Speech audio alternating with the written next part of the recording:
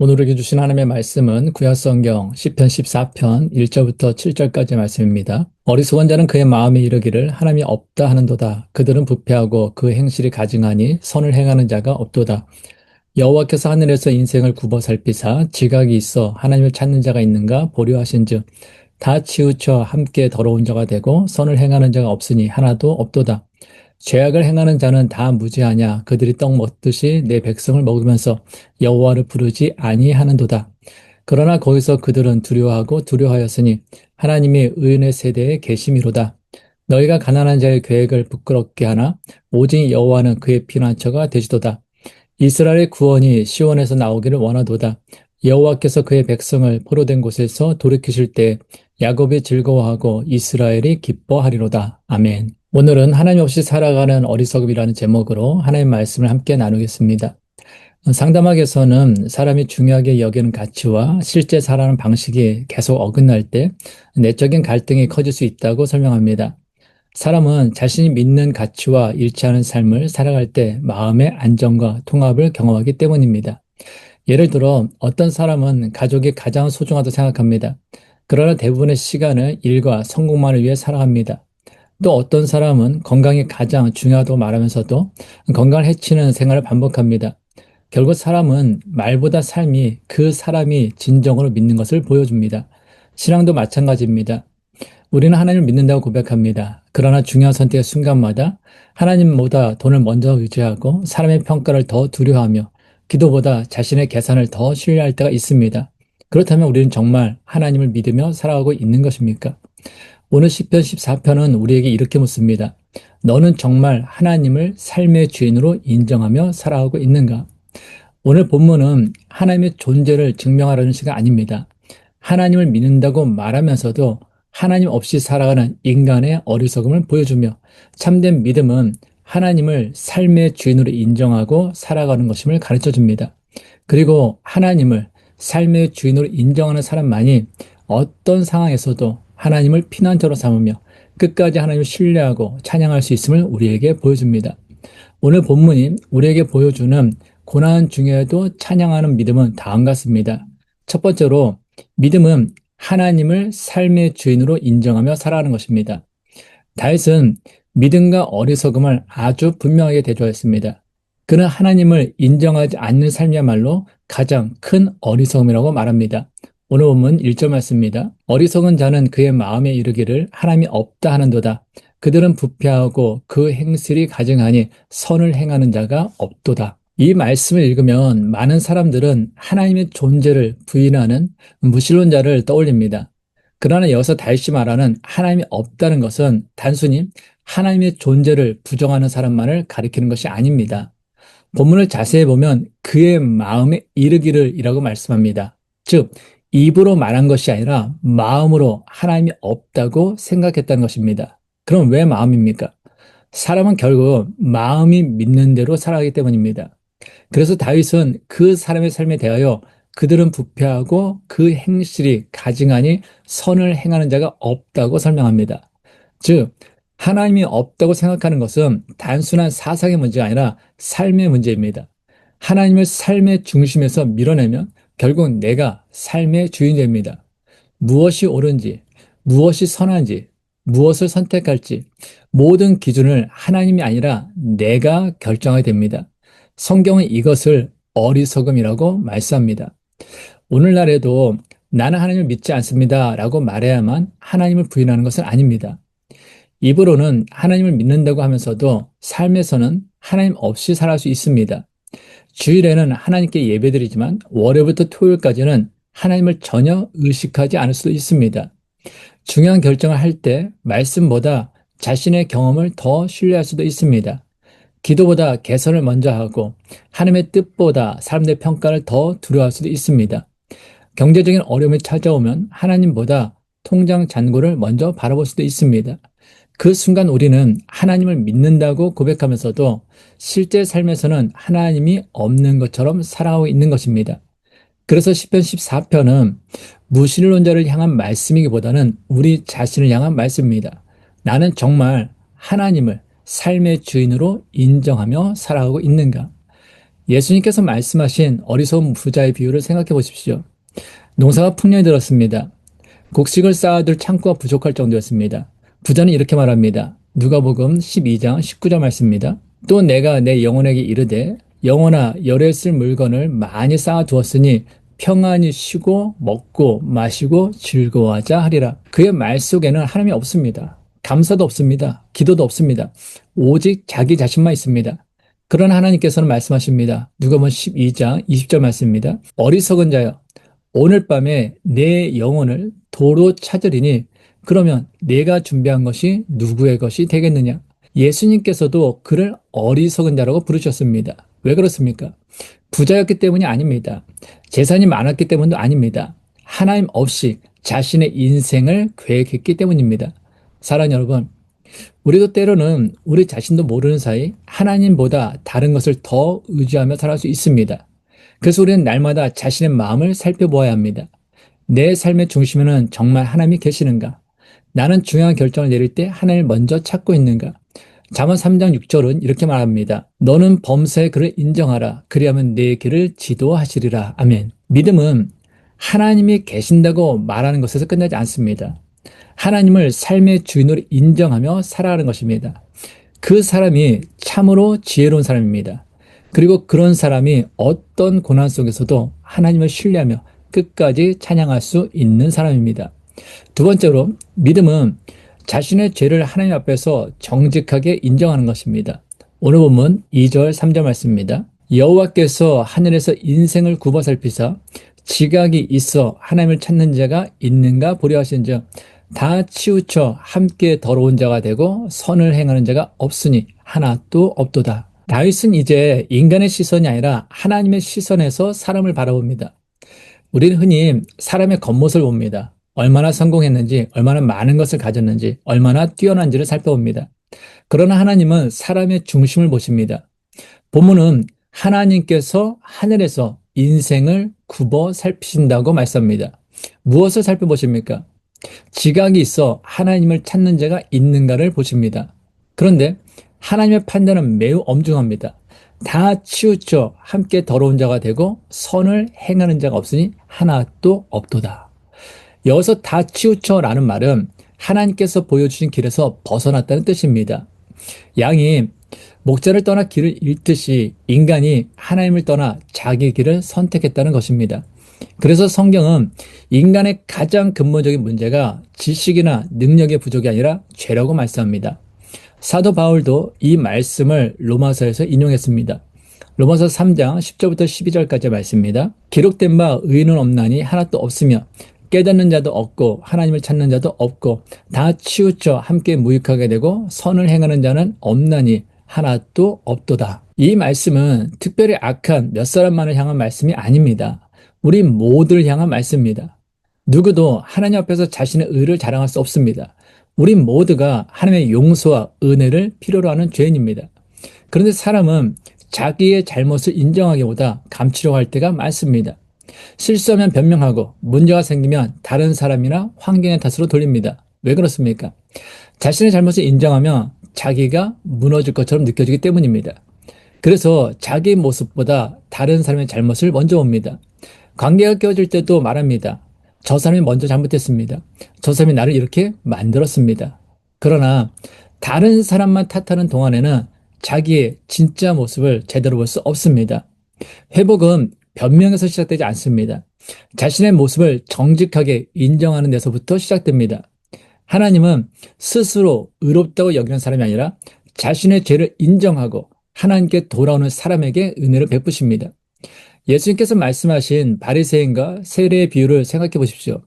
두 사람이 기도하러 성전에 올랐습니다. 한 사람은 바리새인이었고 한 사람은 세리였습니다. 바리새인은 하나님 앞에서 자신의 행위를 자랑했습니다. 나는 다른 사람들과 같지 않습니다. 나는 금식합니다. 나는 11조를 드립니다. 그는 기도하면서도 자신의 죄를 돌아보기보다 다른 사람과 비교하며 자신을 높였습니다. 그러나 세리는 달랐습니다. 그는 멀리 서서 감히 하늘을 쳐다보지도 못하고 가슴을 치며 기도했습니다. 누가복음 18장 13절 말씀입니다. 세리는 멀리 서서 감히 눈을 들어 하늘을 쳐다보지도 못하고 다만 가슴을 치며 이르되 하나님이여 불쌍히 여소서 나는 죄인으로소이다 하였느니라. 세리는 자신의 선행을 내세우지 않았습니다. 변명하지도 않았습니다. 자신이 죄인임을 인정했고 또한 하나님의 긍휼함을 구했습니다. 예수님께서는 두 사람 가운데 누가 의롭다 하심을 받고 집으로 돌아갔다라고 말씀하셨습니까? 바로 세리였습니다. 누가복음 18장 14절 말씀입니다. 내가 너희에게 이르노니 이에 저 바리새인이 아니고 이 사람이 의롭다 하심을 받고 그의 집으로 내려갔느니라. 무릇 자기를 높이는 자는 낮아지고 자기를 낮추는 자는 높아지리라 하시니라. 아멘. 세리가 의롭다 하심을 받은 것은 죄가 없었기 때문이 아닙니다. 자신의 죄를 숨기지 않고 하나님의 자비를 구했기 때문입니다. 사람은 자신의 약점과 잘못을 감추려 하지만 하나님은 고백하는 사람을 용서하시고 회복시키십니다. 우리는 죄를 인정하는 것을 실패라고 생각할 수 있습니다. 그러나 성경은 그것이 은혜를 경험하는 출발점이라고 말씀합니다. 요한일서 1장 9절 말씀입니다. 만일 우리가 우리 죄를 자백하면 그는 미쁘시고 의로우사 우리 죄를 사하시며 우리를 모든 불의에서 깨끗하게 하실 것이요. 아멘. 하나님은 우리의 죄를 모르시는 분이 아닙니다. 그럼에도 우리가 죄를 고백하기를 원하시는 것은 죄를 숨기지 않고 하나님께 돌아와 용서와 회복의 은혜를 누리기를 바라시기 때문입니다. 사랑하는 여러분, 혹시 지금도 하나님 앞에서 감추고 있는 죄와 잘못이 있습니까? 사람에게는 숨길 수 있어도 하나님은 우리의 중심을 아십니다.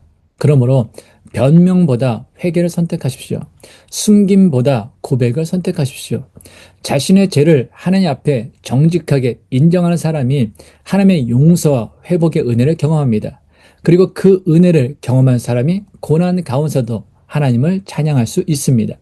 세 번째로 믿음은 하나님을 피난처로 삼고 끝까지 소망하는 것입니다. 오늘 보면 5절부터 7절까지 말씀입니다. 그러나 거기서 그들은 두려워하고 두려워하였으니 하나님의 의인의 세대에 계심이로다. 너희가 가난한 자의 계획을 부끄럽게 하나 오직 여호와는 그의 피난처가 되시도다. 이스라엘의 구원이 시온에서 나오기를 원하도다. 여호와께서 그의 백성을 포로된 곳에서 돌이키실 때에 야곱이 즐거워하고 이스라엘이 기뻐하리로다. 아멘. 지금까지 다윗은 하나님을 인정하지 않고 자기 욕망을 따라 살아가는 사람들의 모습을 말했습니다. 그러나 5절부터 시의 분위기가 달라집니다. 다윗은 악인의 삶과 하나님을 의지하는 사람의 삶이 결국 서로 다른 결말에 이른다고 말합니다. 하나님이 없다고 생각하는 사람은 두려움 없이 살아가는 것처럼 보입니다. 자기 마음대로 행동해도 아무 일도 일어나지 않을 것처럼 생각합니다. 그러나 다윗은 이렇게 말합니다. 그러나 거기서 그들은 두려워하고 두려워했으니 하나님이 의인의 세대에 계심이로다. 이 말씀은 악인들이 전혀 예상하지 못했던 그 순간 하나님께서 의인의 편에 서서 역사하시는 거 보며 두려움에 사로잡히게 된다는 뜻입니다. 하나님을 인정하지 않고 살아가는 사람도 결국 하나님의 통치와 심판을 피할 수는 없습니다. 반대로 하나님을 의지하는 사람은 세상에서는 약해 보일 수 있습니다. 믿음 때문에 손해를 보는 것처럼 보일 수도 있습니다. 그러나 하나님은 그런 사람들을 외면하지 않으십니다. 오히려 그들과 함께 하시며 그들의 피난처가 되어 주십니다. 오늘 보면 6절 말씀입니다. 너희가 가난한 자의 계획을 부끄럽게 하나 오직 여호와는 그의 피난처가 되시도다. 아멘. 여기서 가난한 자는 단순히 경제적으로 어려운 사람만을 가리키는 것이 아닙니다. 세상에서는 연약해 보일지라도 하나님만을 의지하며 살아가는 믿음의 사람을 의미합니다. 세상은 그런 사람을 무시하고 그의 믿음을 비웃을 수 있습니다. 정직하게 살면 손해를 보고 믿음을 지키면 뒤처진다고 말할 수도 있습니다. 그러나 다윗은 분명히 선언합니다. 오직 여호와는 그의 피난처가 되시도다. 피난처가 있다는 것은 폭풍이 없다는 뜻이 아닙니다. 폭풍 속에서도 안전하게 보호받는 것이 있다는 뜻입니다. 우리도 살아가면서 예상하지 못한 인생의 폭풍을 만날 때가 있습니다. 경제적인 어려움이 찾아오기도 하고 건강이 흔들리기도 하며 사람의 말과 행동 때문에 깊은 상처를 받을 때도 있습니다. 그때 우리는 눈에 보이는 피난처를 찾으려 합니다. 돈을 의지하고 사람을 붙들며 자신의 경험과 능력으로 모든 문제를 해결하려고 합니다. 물론 현실적인 준비도 필요하고 사람의 도움도 소중합니다. 그러나 그것들은 우리의 궁극적인 피난처가 될 수 없습니다. 돈은 사라질 수 있고 사람은 변할 수 있으며 우리의 능력에도 분명한 한계가 있기 때문입니다. 그러나 하나님은 어제나 오늘이나 영원토록 변함이 없으신 분입니다. 우리의 형편이 달라져도 세상이 흔들려도 하나님이 여전히 우리와 함께 하시며 우리의 피난처가 되어 주십니다. 그러므로 믿음은 문제가 없어지는 것을 기다리는 것이 아니라 문제 한가운데서도 하나님께 피하는 것입니다. 이 사실을 잘 보여주는 사람이 유다왕 여호사밧입니다. 역대하 20장을 보면 유다의 오랜 적대국이었던 모압과 암몬 자손과 마온 연합군이 동맹을 맺고 유다를 침략했습니다. 유다의 힘으로는 감당이 어려운 위기였습니다. 여호사밧도 두려웠습니다. 그러나 그는 두려움에 사로잡혀 자기 능력만 의지하지 않았습니다. 먼저 하나님을 찾기로 결심하고 온 유다 백성에게 금식을 선포했습니다. 그리고 하나님 앞에서 이렇게 기도했습니다. 역대하 20장 12절 말씀입니다. 우리 하나님이여 그들을 징벌하지 아니하시나이까. 우리를 치러 오는 이 큰 무리를 우리가 대적할 능력이 없고 어떻게 할 줄도 알지 못하옵고 오직 주만 바라보나이다. 아멘. 여호사밧은 자신의 약함을 숨기지 않았습니다. 우리는 이들을 대적할 능력이 없습니다. 우리는 어떻게 해야 할지 알지 못합니다. 그러나 우리의 눈은 주님을 바라봅니다. 이것이 하나님을 피난처로 삼는 믿음입니다. 믿음은 자신의 능력이 충분하다고 말하는 것이 아닙니다. 자신의 한계를 솔직하게 인정하면서도 하나님께 소망을 두는 것, 그것이 바로 믿음입니다. 여호사밧의 기도를 들으신 하나님께서는 선지자 야하시엘을 통하여 이렇게 말씀하십니다. 역대하 20장 15절 말씀입니다. 야하시엘이 이르되 온 유다와 예루살렘 주민과 여호사밧 왕이여 들을지어다.